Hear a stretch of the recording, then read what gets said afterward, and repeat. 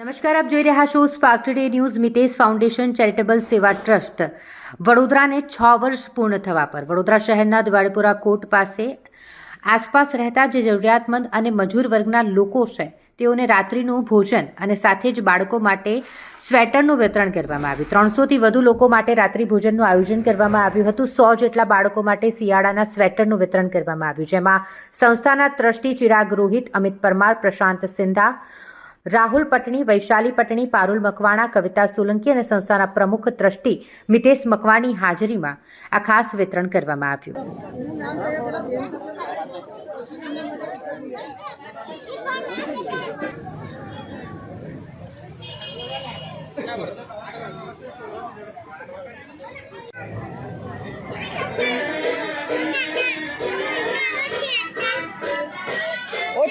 આજ રોજ Mitesh foundation charitable સેવા સંસ્થા દ્વારા 6 વર્ષ પૂર્ણ થવા પર વાર્ષિક એન્યુઅલ ફંક્શનનું આયોજન કરવામાં આવ્યું, જેમાં બાળકોને સ્વેટર અને જમણવારનું આયોજન કરવામાં આવ્યું છે. જેમાં અહીંયા દિવાળીપુરા કોર્ટની સામે હોન્ડાઈ કારનો શોરૂમ છે, તેની સામે જેટલા પણ લોકો રહી રહ્યા છે બધાના માટે ભોજનનું આયોજન કરેલું છે.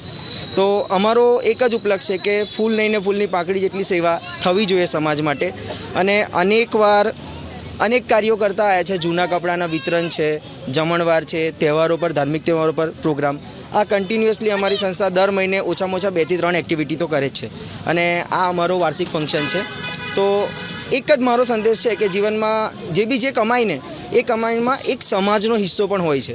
ઘણા બધા માણસ કોઈ નાનું કમાય, કોઈ મોટું કમાય, પણ દરેક કમાણીમાં એક ભાગ સમાજનો હોય છે અને સમાજ પાછળ ખર્ચ કરવો જોઈએ. બસ. મારું નામ મિતેશ મકવાણા, હું મિતેશ ફાઉન્ડેશન ચેરિટેબલ સેવાસનો પ્રમુખ છું.